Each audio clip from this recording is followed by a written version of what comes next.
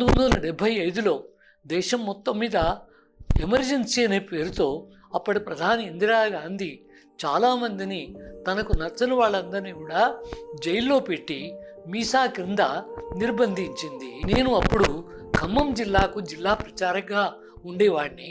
నేను వరంగల్ సెంట్రల్ జైల్లో ఉండాల్సి వచ్చింది. ఆ సమయంలో సంస్కృత భాష పైన అధ్యయనం, గొప్ప గొప్ప పుస్తకాలపైన అధ్యయనం, లేదా మంచి విషయాలపైన కావ్యశాస్త్ర వినోదేన కాలో గచ్చతి ధీమతాం అనే రీతిన ఆ సమయాన్ని సద్వినియోగం చేశాం.